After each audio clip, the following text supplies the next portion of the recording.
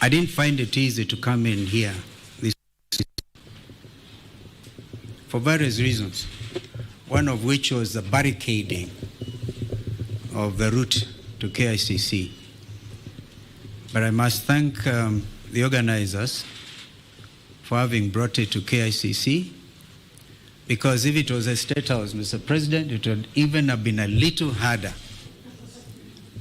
The reason is simple. Our country is at a crossroads. My colleague, Honorable Kimani Ichung'wah, has highlighted that both of you asked us to undertake the process of NADCO following the 2023 enactment of the finance bill and the riots that took place, where we lost people, 75 of them, property was destroyed, and the country was in a state of a shock. We undertook that responsibility with gusto, and we are very open-minded. As Azimio la Umoja One Kenya, our number one topic was the high cost of living. But Kimani and the team on Kenya Kwanza convinced us that it was the government responsibility and the opposition had nothing to do with discussing the high cost of living.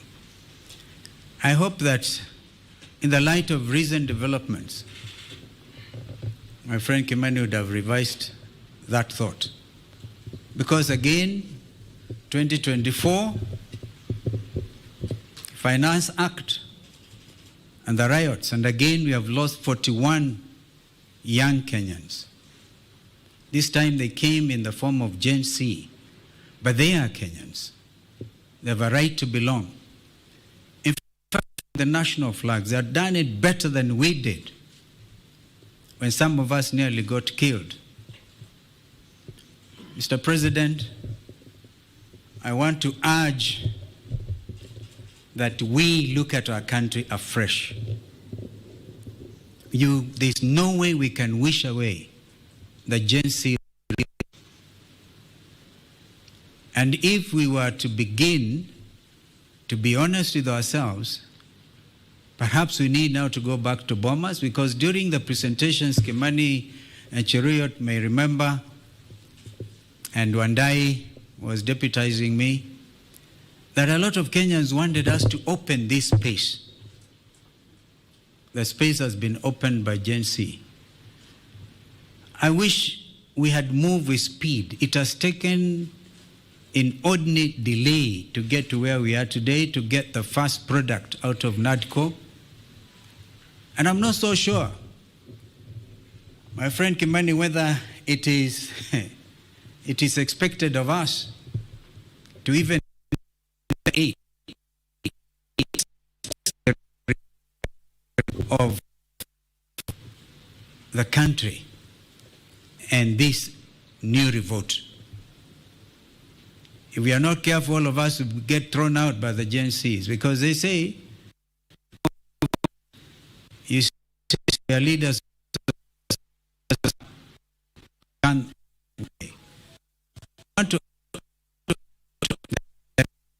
Thing, for example, we have now set up the process of nominating new commissioners. It's very clear that both the President, Mr. Raila Odinga, the Prime Minister, will have to agree on the chair. That principle of consultation was inbuilt, and I thank my colleagues because they struggle much to agree. But even to bring numbers, can if he doesn't resign, can he remove the police from the streets? Can the army get out of our streets and back to the barracks? I thank you.